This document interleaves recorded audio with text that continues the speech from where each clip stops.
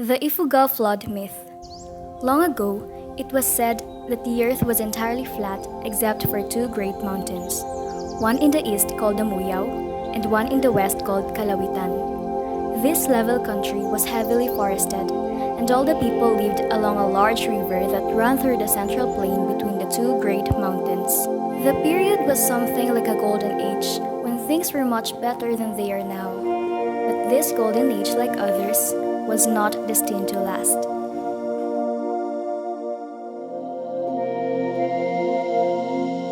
One year, when the rainy season should have come, it did not. Month after month passed by and no rain fell.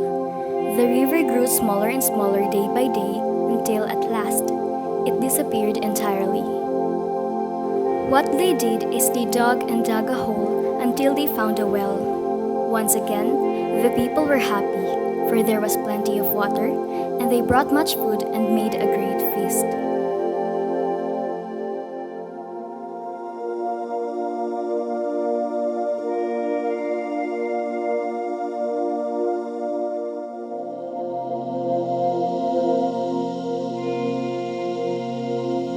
But while they were feasting, it grew dark and began to rain.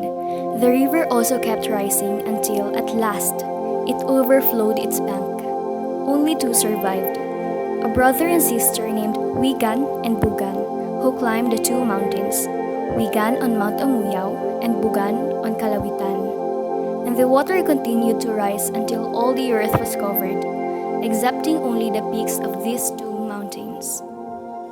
As soon as the earth was dry, Wigan journeyed to Kalawitan, where he found his sister Bugan, and the reunion was most joyous. They descended the mountain and wandered about until they came to the beautiful valley.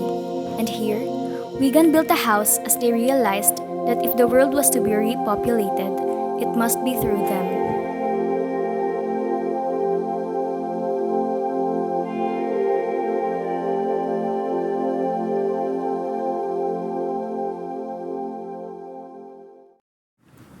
Learning this, let us answer some questions at hand. How does the myth, legend, folklore, or practice of your province or region relate to living systems? How does this describe the environment? The human community? What does this tell you of the place of humans with respect to the world around them? The Ifugao flood myth tackles topographies, populace, and seasons that science also explains. Some myths are the product of man's endeavors to describe noteworthy topographies, populace, and the human community, ways of living, weather, and seasons. It can also explain natural phenomena, where people came from, how their civilization was developed, and why things happen as they do. Just like what the myth we had talked about shows, when human beings were living in harmony with nature, the one they call their golden age, and how they each long for survival in line with nature. That is why myths can definitely provide us information about the landscapes of the past, and therefore to explain why some regions have more stories of adventure and wonders than others. So, what can we learn from both science and myths? How are they aligned? Science helps satisfy the innate inquisitiveness with which we are all born. With the science, we can solutionize such questions without resorting to supernatural justifications.